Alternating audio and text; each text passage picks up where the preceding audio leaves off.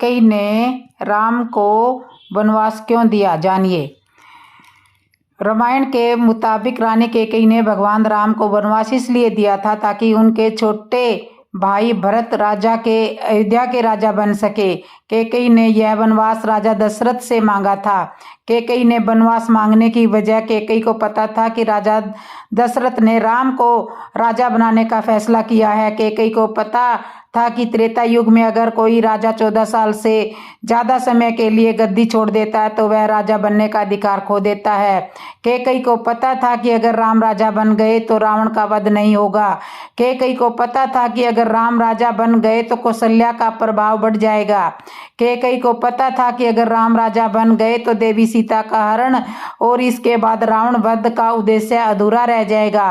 कैकेयी ने मथुरा के बहकावे में आकर राजा दशरथ से वनवास मांगा था। तो बहुत सारे कारण थे जिसके कारण कैकेयी ने भगवान श्री राम को वनवास दिलाया था। भगवान राम को 14 वर्ष का ही वनवास क्यों हुआ? कैकेयी को ऋषि दुर्वासा ने दिया था वरदान। तो सुनिए, राम के पिता राजा दशरथ की तीसरी पत्नी कैकेयी थी। कैकेयी ने भगवान राम को ही 14 वर्ष के लिए वनवास भेजा था।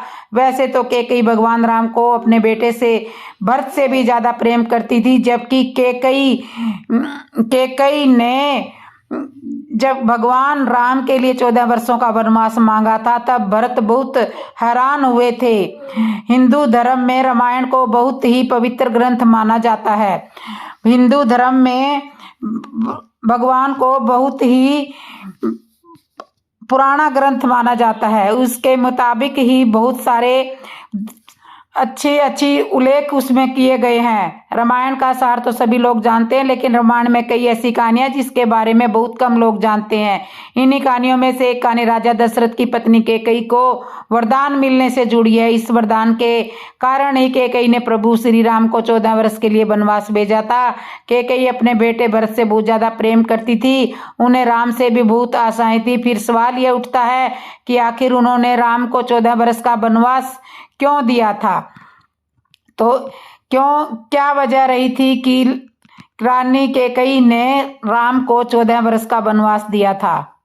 तो सुनिए, कैकेयी और श्री राम का वनवास। त्रेता युग में एक घटना जिसके कारण रावण जैसे अधर्मी का विनाश हो पाया। ये घटना थी कैकेयी द्वारा श्री राम के 14 वर्ष का वनवास मांगना। जो लोग आज भले ही कैकेयी को हीन दृष्टि से देखते हैं, लेकिन अगर श्री राम वन नहीं जाते तो रावण कभी नहीं मारा जाता। आज के लेख में कैकेयी के चरित्र पर या उसके सही या गलत होने पर बात नहीं होगी, बात होगी उन 14 वर्षों तक कैकेयी ने 14 साल की अवधि ही क्यों चुनी थी श्री राम जी के वनवास के लिए?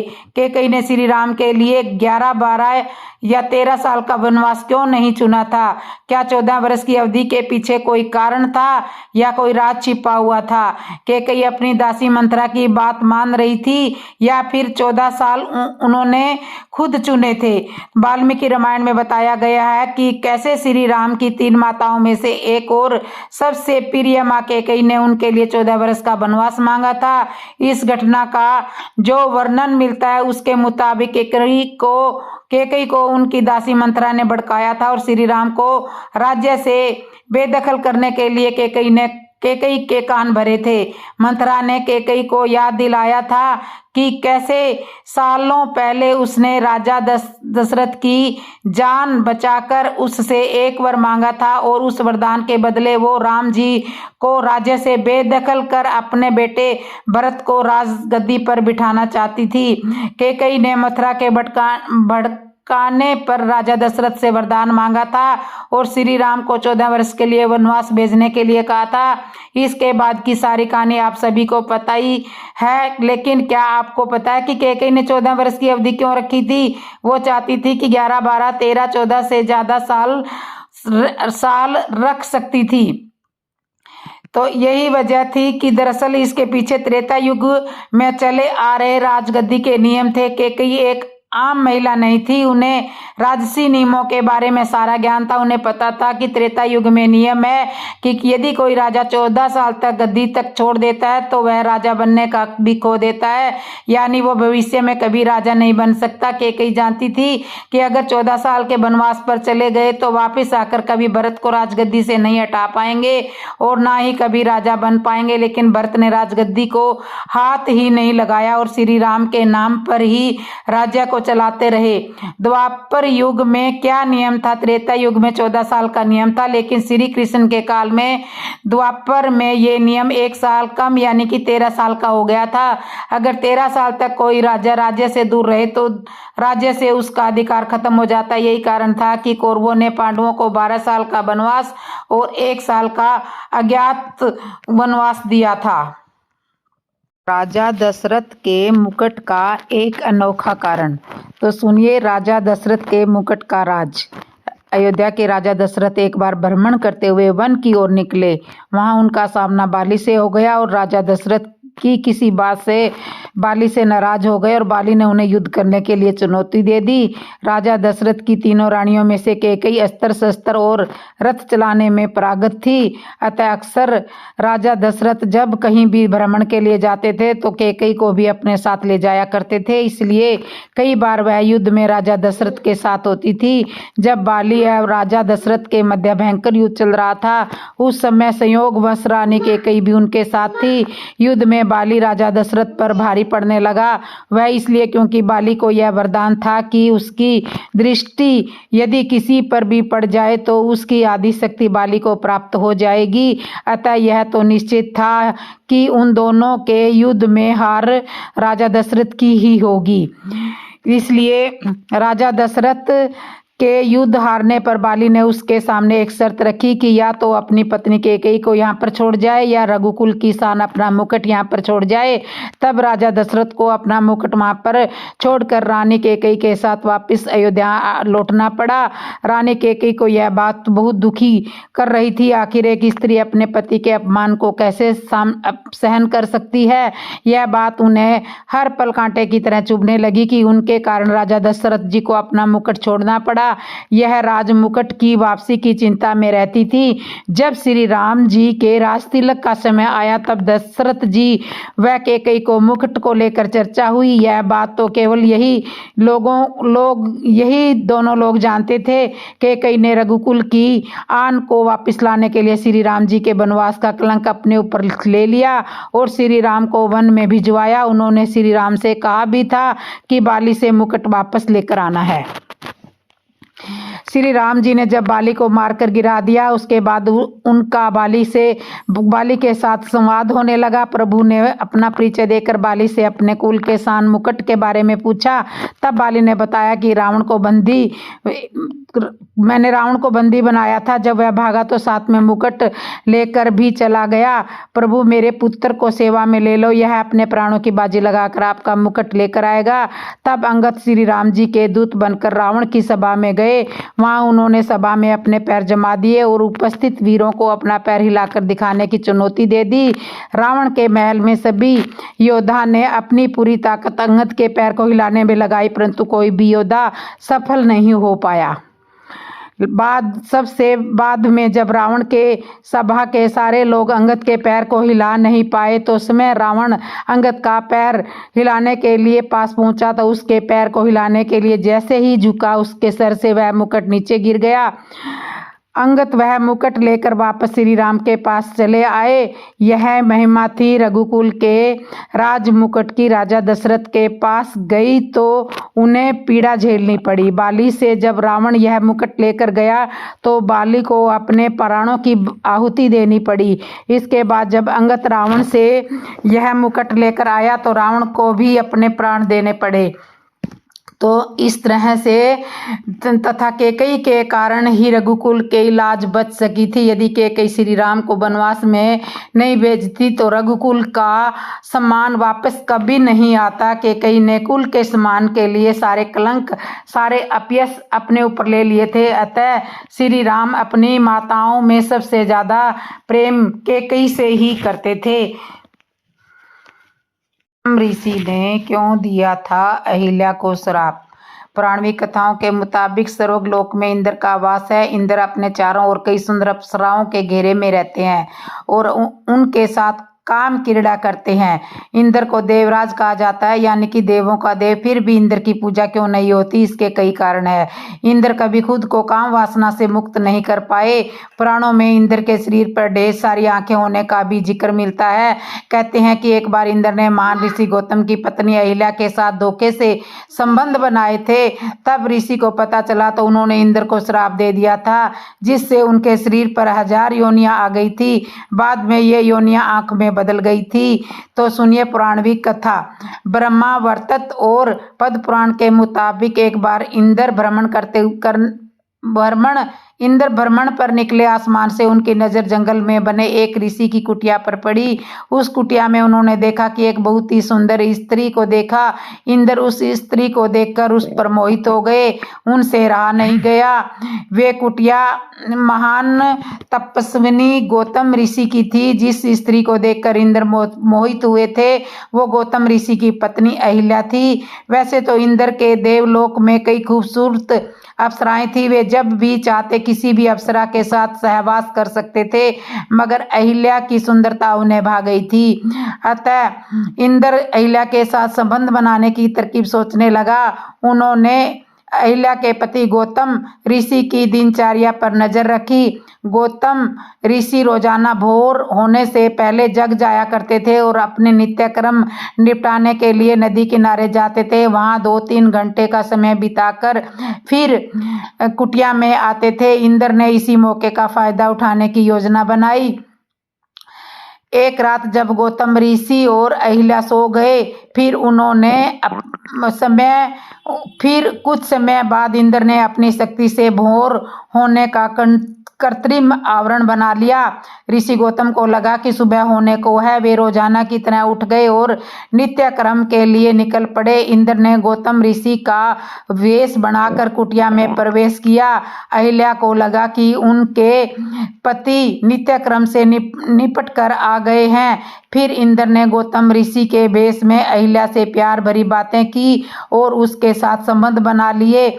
दूसरी ओर जब ऋषि नदी के किनारे पहुंचे तो वहां के जनजीवन को देखकर उन्हें आभास हो गया कि किसी ने धोखे से सुबह का आवरण बनाया है।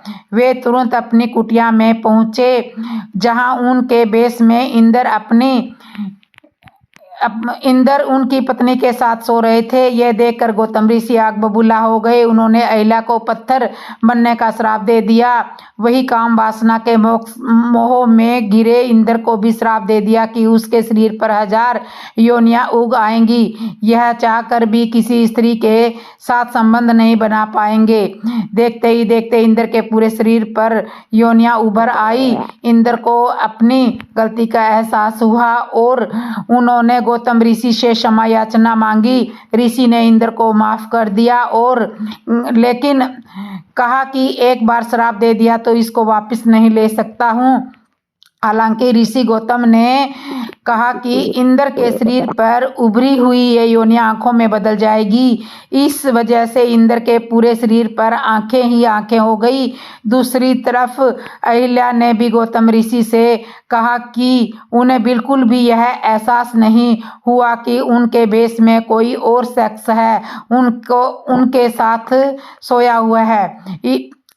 उसको बिल्कुल भी एहसास नहीं था। इसमें उनकी कोई गलती नहीं थी। उनके मन में छल की कोई भावना नहीं थी। गौतम ऋषि ने अहिल्या को वरदान दिया कि कालांतर में भगवान विष्णु का अवतार तुम्हारे पास आएगा और उनके छूने से तुम फिर से पहले जैसी स्त्री बन जाओगी। सालों बाद श्री राम ने विष्णु के अवतार के रूप में धरती पर जन्म लिया। राम ने ही बाद में अहिल्या को छूकर उन्हें श्राप से मुक्त किया था। तो इस तरह से गौतम ऋषि ने अहिल्या को श्राप दिया था।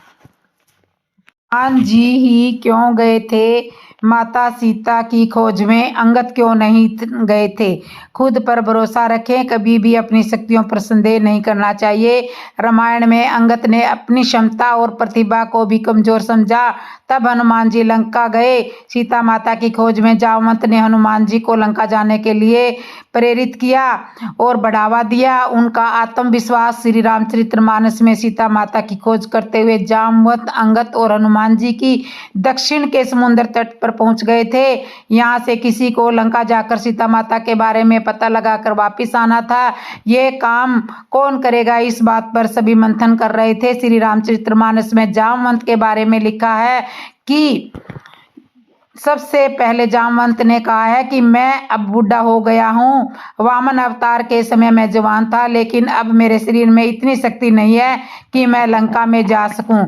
इसके बाद अंगद के बारे में लिखा है कि अंगद ने खुद की शक्ति पर शंका करते हुए कहा है कि मैं लंका तो जा सकता हूं, लेकिन वापस आ सकूंगा यह मैं नहीं कह सकता, इस पर मुझे संदेह है। अंगद के मना करने के बाद जामवंत ने हनुमान जी को इस काम के लिए प्रेरित किया।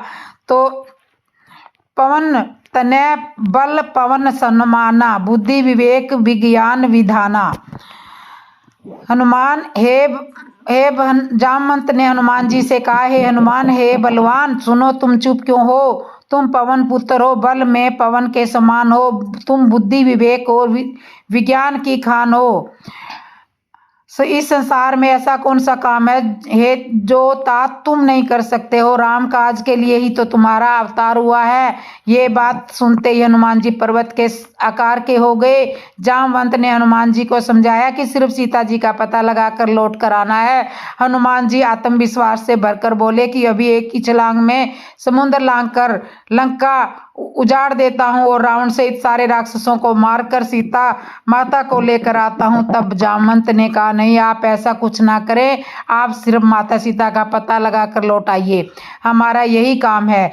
फिर प्रभु श्री राम खुद रावण का संहार करेंगे। इसके बाद हनुमान जी समुद्र लांघने के लिए निकल गए। सुरसा और सिंहिका नाम की राक्षसियों ने रास्ता रोका भी, लेकिन उनका आत्मविश्वास कम नहीं हुआ।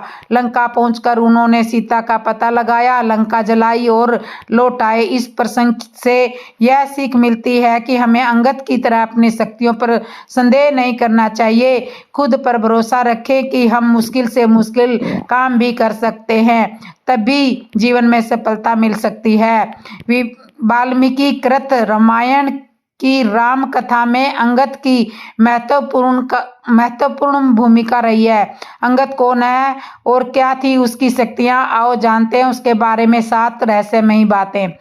अंगद कौन है, जानिए। सुग्रीव के भाई बाली के पुत्र अंगद की माता का नाम तारा था, जो एक अप्सरा थी। अंगद के पिता की क्या शिक्षा थी? जब प्रभु श्री राम ने अंगद के पिता वानर राज बाली का वध किया था, तो बाली ने मरते वक्त अपने पुत्र को पास में बुलाकर ज्ञान की 3 बातें बताई थी।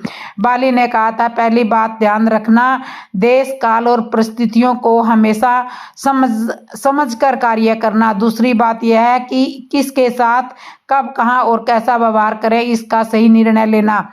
अंत में बाली ने तीसरी सबसे महत्वपूर्ण बात कही थी कि पसंद नापसंद, सुख दुख को सहन करना और क्षमा भाव के साथ जीवन व्यतीत करना, यही जीवन का सार है।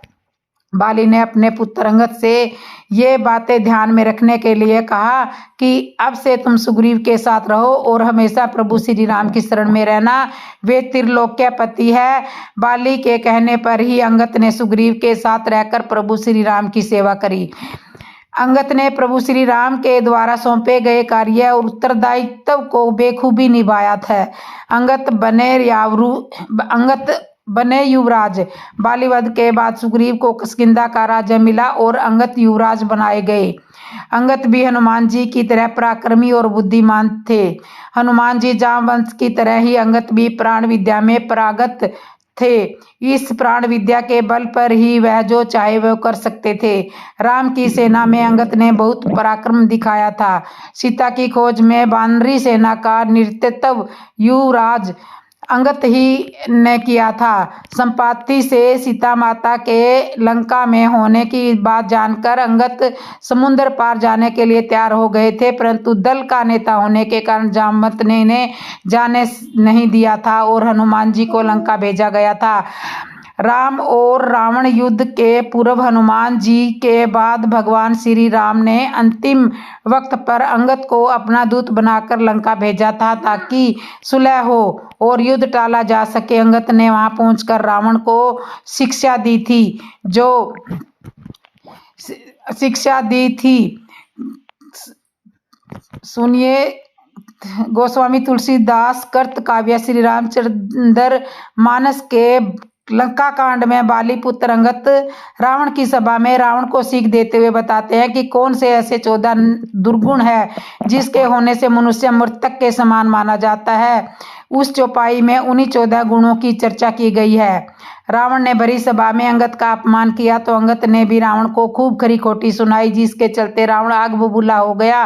रावण ने कहा कि यह क्या उच्चारण कर रहा है, यह कटु उच्चारण कर रहा है, इस मूर्ख वानर को पकड़ लो। तब अंगद ने कहा कि मैं प्राण की एक क्रिया निश्चित कर रहा हूँ, यदि चरित्र की उज्ज्वलता है तो मेरा यह पग, इस पग को यदि कोई एक क्षण भी अपने स्थान से दूर कर देगा तो मैं उस समय सीता जी को त्याग करके श्री राम जी को अयोध्या लेकर चला जाऊंगा। अंगद ने प्राण की क्रिया की और उनका शरीर विशाल और बलिष्ठ बन गया। तब उन्होंने भूमि पर अपना पैर शिथिल कर दिया। राजसभा में कोई भी ऐसा बलिष्ठ नहीं था जो उनके पग को एक क्षण भी अपनी स्थिति से दूर कर सके। अंगद का पग जब एक क्षण भर दूर नहीं हुआ तो रावण उस समय खुद चला आया। तुरंत रावण के आते ही उन्होंने कहा कि यह अधिराज है, अधिराजों से पग उठवाना सुंदर नहीं है। उन्होंने अपने पग को अपनी सतली में नियुक्त कर दिया और कहा कि हे रावण, तुम्हें मेरे चरणों को स्पर्श करना निर्थक है। यदि तुम राम के चरण को स्पर्श करोगे तो तुम्हारा कल्याण हो सकता है। रावण मौन होकर अपने सतल पर अपनी जगह पर विराजमान हो गया। अंत में क्या हुआ, लंका विजय के बाद श्री राम अयोध्या में राज्याभिषेक हुआ।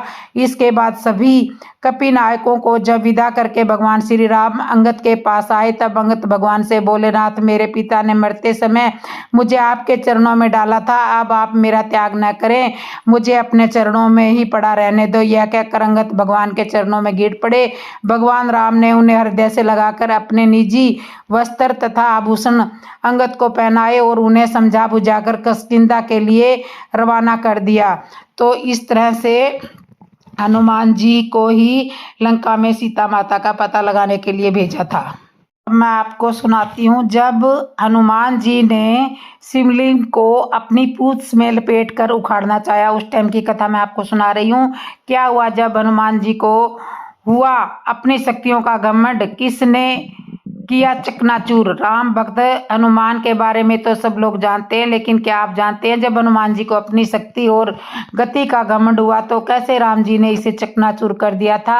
हनुमान जी की शक्तियों का बखान तो संसार करता है, लेकिन एक बार हनुमान बाबा को जब अपनी शक्ति और गति पर घमंड होने लगा तो इसे देखकर भगवान राम हैरान रह गए और भगवान राम ने हनुमान जी के इस घमंड को चकनाचूर करने में देरी नहीं की। भगवान राम और उनके भक्त हनुमान की ये पुराणविक कथा प्रचलित है। बल, बुद्धि और शक्ति के दाता हनुमान जी में जैसे ही घमंड आना शुरू हुआ, भगवान ने उसे ज्यादा देर उनमें नहीं रहने दिया। लेकिन वे घमंड आया कैसे और फिर कैसे भगवान राम ने इसे तोड़ा आइए जानते हैं। एक पुराणविक कथा के अनुसार भगवान राम अंतर्यामी थे। कब, कहाँ, क्या हो रहा है और क्या होने वाला है ये उन्हें पहले से ही पता होता था। एक बार हनुमान जी से उन्होंने कुछ कार्य करने के लिए कहा। राम के परम भक्त हनुमान भला उनका कहा कौन कैसे टाल सकता है, वो तैयार हो गए। लेकिन इस बार उनमें इस बात का घमंड आने लगा। ये कहानी उस समय की है जब भगवान श्री राम लंका के लिए समुद्र पर सेतु बांधने की तैयारी कर रहे थे। श्री राम जी की इच्छा समुद्र सेतु पर शिवलिंग स्थापित करने की हुई। उन्होंने हनुमान जी से कहा कि शुभ मुहूर्त में आप काशी जी जाकर भगवान शंकर से लिंग मांग कर लाओ। ध्यान रहे कि प्रभु शुभ मुहूर्त में ही वापस आना है और इसे स्थापित करना है। हनुमान जी क्षण भर में काशी पहुंच गए। इस पर उन्हें गर्व का अनुभव होने लगा।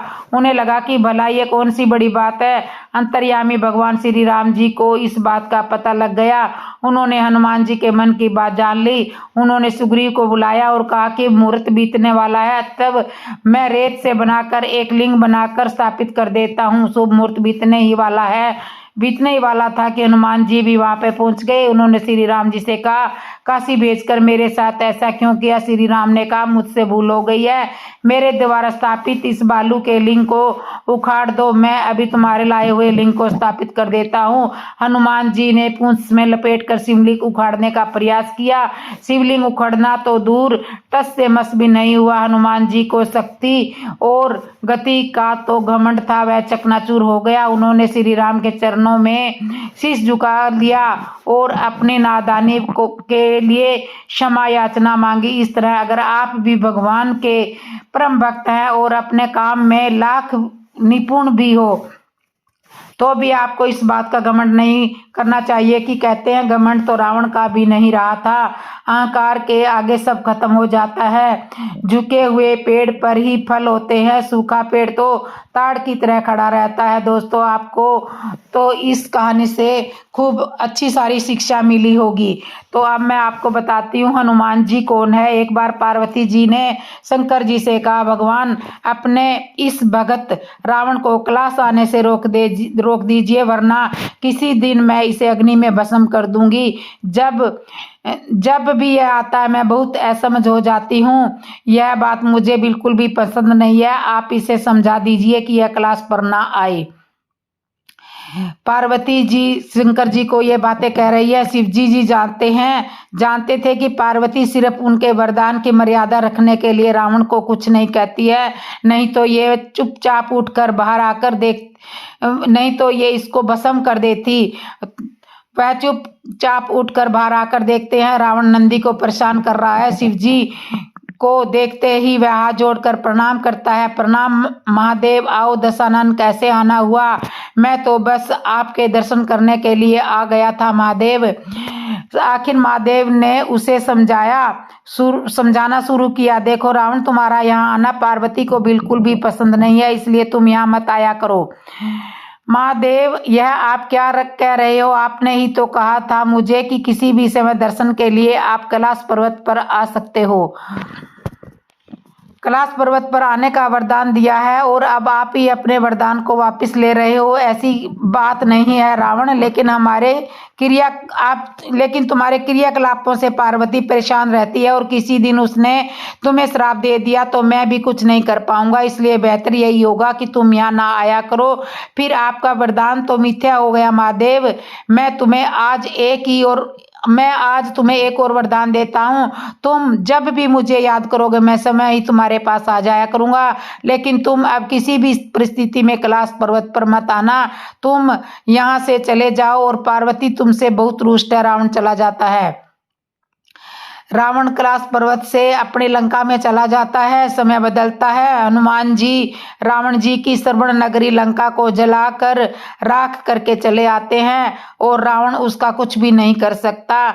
वह सोचते सोचते परेशान हो जाता है कि आखिर उस हनुमान में इतनी शक्ति आई कहाँ से। परेशान होकर वह महल में ही स्थित शिव मंदिर में जाकर शिव जी की प्रार्थना आरंभ कर देता है। प्रार्थना करने लगता है तो रावण की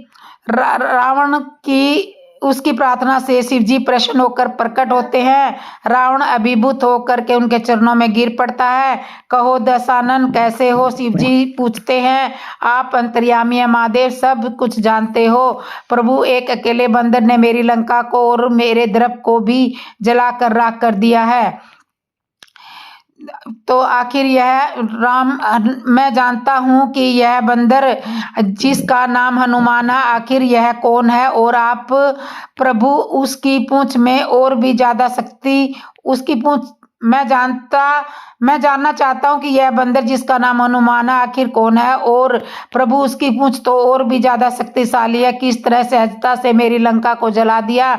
मुझे बताइए कि यह हनुमान कौन है। शिव जी मुस्कुराते हुए रावण की सारी बातें सुनते रहते हैं और फिर बताते हैं कि रावण, यह हनुमान और कोई नहीं, मेरा ही रुद्र अवतार है। विष्णु ने जब यह निश्चय किया कि वे पृथ्वी पर अवतार लेंगे तो माता लक्ष्मी जी भी साथ ही अवतरित होगी, तो मेरी भी इच्छा हुई कि मैं भी उनकी लीलाओं का साक्षी बनूं। और जब मैंने अपना यह निश्चय पार्वती को बताया तो पार्वती भी हट करने लगी कि मैं भी आपके साथ ही रहूंगी, तो वह हट कर बैठी कि मैं भी साथ ही रहूंगी। लेकिन यह समझ में नहीं आया कि मैं उसे इस लीला में किस तरह से भागीदार बनाऊं। तब सभी देवताओं ने मिलकर मुझे यह मार्ग बताया, आप तो बंदर बन जाइए और शक्ति स्वरूपा पार्वती देवी आपकी पूंछ के रूप में आपके साथ रहेंगी। तो इस तरह से देवी पार्वती पूंछ में है, तभी आप दोनों साथ रह सकते हैं। और उसी अनुरूप मैंने हनुमान जी के रूप में जन्म लेकर श्री राम जी की सेवा का व्रत रख लिया, और शक्ति स्वरूपा पार्वती ने पूंछ के रूप में और उसी सेवा के फल स्वरूप तुम्हारी लंका का दहन किया। अब सुनो रावण, तुम्हारे उद्धार का समय आ गया है। अब तुम्हारी उद्धार का समय आ गया है, तो अतः श्री राम के हाथों ही तुम्हारा उद्धार होगा। मेरा परामर्श है कि तुम युद्ध के लिए सबसे अंत में प्रस्तुत होना, जिससे कि तुम्हारा समस्त राक्षस परिवार भगवान श्री राम के हाथों से मोक्ष को प्रदान करे और तुम सभी का उद्धार हो जाए। रावण को सारी परिस्थिति का ज्ञान होता है, तो तब ही फिर भी वो ज्ञान होता है और उस अनुरूप यह युद्ध की तैयारी करता है और अपने पूरे परिवार को राम के समक्ष युद्ध के लिए पहले भेजता है और सबसे अंत में सभी मोक्ष को प्राप्त होता है। इस तरह से हनुमान जी का और पूरे खानदान का श्री राम के हाथों से वध करने से मोक्ष मिल गया। तो दोस्तों, आपको ये कथा कैसे लगी, अच्छी लगी हो तो कमेंट में बताना, और जिसने मेरे चैनल को सब्सक्राइब नहीं किया, सब्सक्राइब करना, लाइक करना, कमेंट करना और बेल आइकन बटन तो जरूर दबा लेना। बोलो जय श्री राम, जय श्री राम।